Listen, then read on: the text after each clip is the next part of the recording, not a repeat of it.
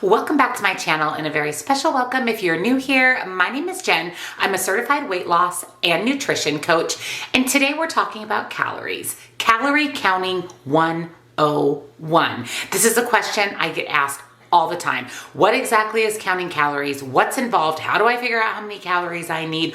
All the calorie questions are going to be answered today. So if you're excited, give this video a big, huge thumbs up. Make sure you're subscribed and your bell is turned on because I upload new videos every Tuesday and Thursday. Check out the description box down below for nutrition coaching. Spoiler alert, I can calculate your calories for you, personalized to you to help you be most successful in your health journey. I also offer one-on-one coaching for accountability. Links, discounts to my favorite healthy things are also down in that description box. So let's talk Calories 101.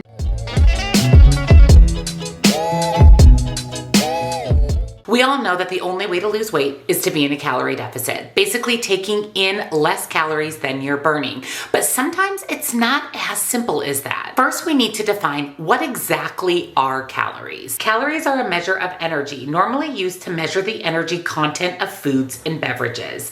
Technically speaking, a dietary calorie is defined as the amount of energy required to raise the temperature of 1 kilogram of water by 1 degree Celsius. You use the calories that you eat and drink for everything from breathing, functioning all of the organs in your body, and using energy throughout the day. Excess calories that you consume during the day is stored in your body as fat. And consistently eating more calories than you're burning is what leads to weight gain over time. Now, just because you might eat more calories one day than you burned that day doesn't mean you're going to gain weight. It's what you're consistently doing over time that causes weight gain. So why do calories count? Why are they important? Because calories in, calories out is how you lose weight. So if you're on a weight loss journey, you need to make sure that you're limiting your calories and putting yourself into a healthy calorie deficit, which means that based on the number of calories you need to maintain your weight, you deduct calories from that, putting you in a deficit, which leads to weight loss. This can be a tricky situation. You can put yourself into mild of a deficit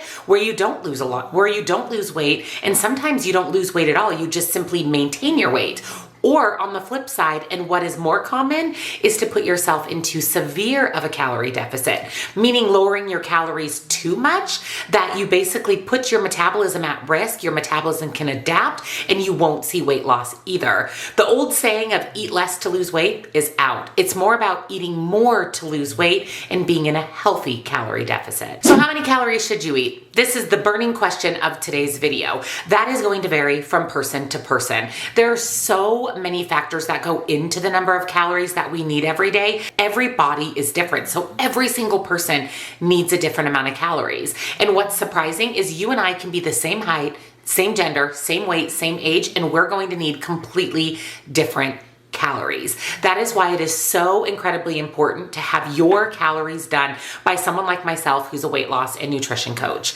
Unfortunately, those online calculators, they're not accurate. They ask you some very basic information and they spit out some calories and macros that are very generalized and not specific to you. You really need to have your calories and macros done specific to you to know exactly what your body needs to be successful. I will make sure that I pop my nutrition coaching website here on the screen for you and link it down below for you. Just select macro calorie calculation for your personalized numbers. So once you know your calories, what's the best app to track those in? There are a lot of amazing calorie counting apps out there. For me specifically, my go-to is Lose It. I find it to be the most user-friendly.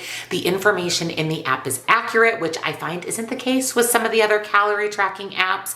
It's aesthetically pleasing, and there are a lot of features that are part of the premium version for a very small investment. We're talking like $40 a year for premium version of Lose It. Some other great apps are MyFitnessPal, Fat Secret, Chronometer, and Spark People. You can just Google calorie counting apps online and you're going to get a plethora of information, but my recommendation for you is Lose It, and I'll make sure that I link that down below for you. The reason to have a calorie tracking app is to track your calories. In order to lose weight, you have to know what you're eating, the number of calories you need, as well as how many calories are in the foods that you're eating. And the only way to know this is to weigh, measure, and track track those foods. That's why having a calorie tracking app is essential. So let's talk about how to weigh and measure your portions, because like we said, we need to know the number of calories that we need to lose weight, and then we need to know how to track, weigh, measure those portions. If you didn't notice, portion sizes have increased drastically in the US. What we used to receive at a restaurant as far as portion goes is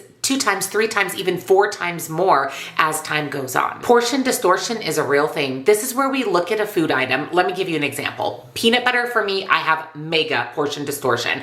I think 2 tablespoons is more like a 1/4 cup, 1/3 of a cup of peanut butter. So that means that weighing and measuring my peanut butter is a must for me. We can get trapped in portion distortion. We'll look at something and think it's not as much as it really is. And the only way to know truly how much you're eating is to weigh and measure it.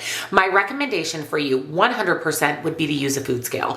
Do not use a measuring cup. Think about this for a second. Let's say you want a cup of broccoli. You pop all your broccoli in a measuring cup. There's a lot of space between those pieces of broccoli. So you're not really getting 1 cup of broccoli, where if you weighed that out in grams on your food scale, you would be getting an accurate portion of broccoli. This goes for really any food. I would definitely recommend using a kitchen scale. I will link the one that I have down below. It's super cute. It's a bamboo scale and it has all of the measurement options from grams, ounces, fluid ounces, milliliters, everything you need to weigh and measure your food successfully. So there's some different ways to measure food, starting with the food scale. This is the most accurate way to determine how much you're eating, is to weigh your food. However, this can be time consuming and isn't always practical, especially if you're on the go. You can use measuring cups. Standard volume measures are slightly quicker and easier to use than a scale, but can be time consuming and inaccurate. Comparisons. Using comparisons to common items is quick and easy, especially if you're away from home. However, it is much less accurate. So what do we mean by comparisons? We can use our body for portion sizes. So we can use the palm of our hand for a portion of meat.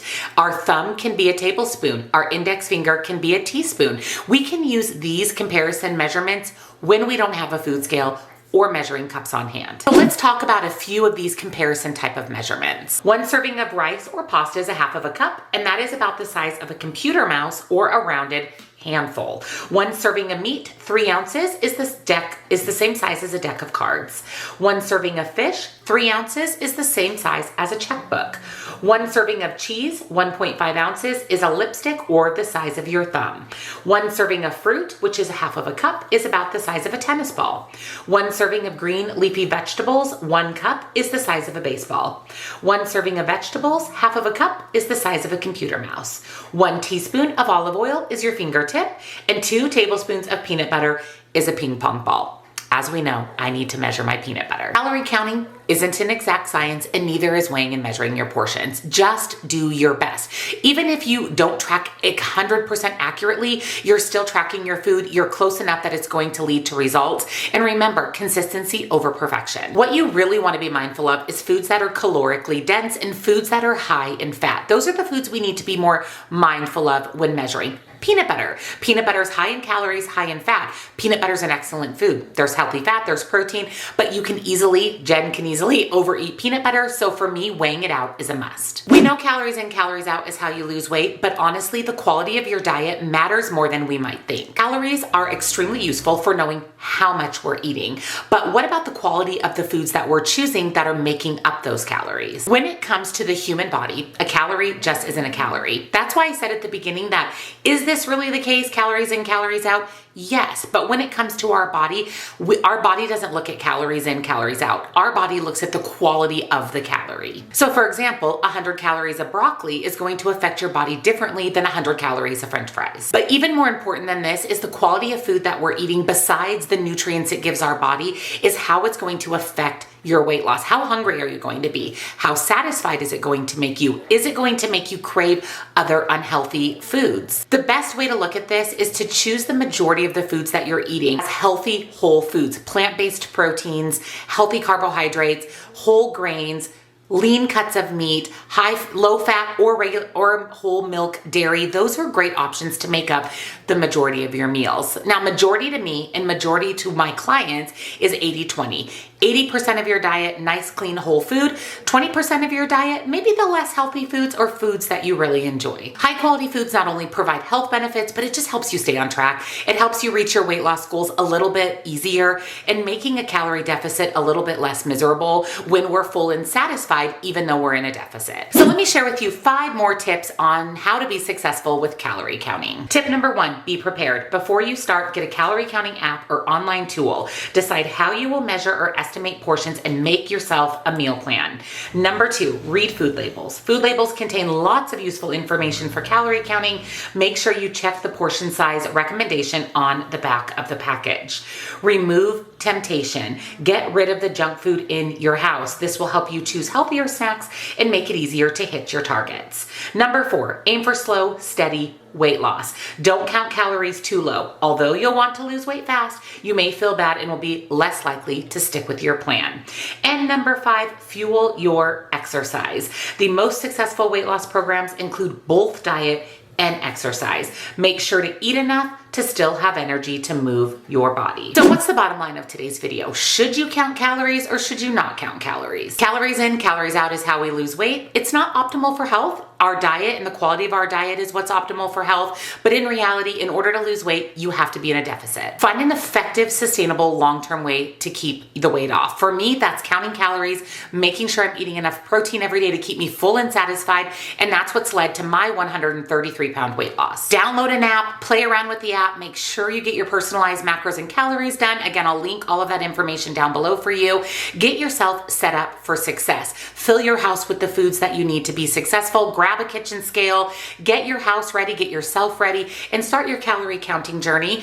The only regret I have is that I didn't do this sooner. It has been the easiest weight loss I've ever had. It's been the most successful weight loss I've ever had, and all of my coaching clients are doing swimmingly well counting calories and eating enough protein every day. So my recommendation for you for sustainable healthy weight loss is calorie counting. Let me know down in the description box, do you count calories? Do you want to count calories? Was this video helpful? And of course, if you enjoyed it, give it a big thumbs up. Subscribe if you're not, because I upload new videos every single Tuesday and Thursday. And check out the description box down below for nutrition coaching, personalized calories, the kitchen scale that I talked about in today's video, the Lose It app. All of the information will be in the description box, along with links and discounts to my favorite healthy things.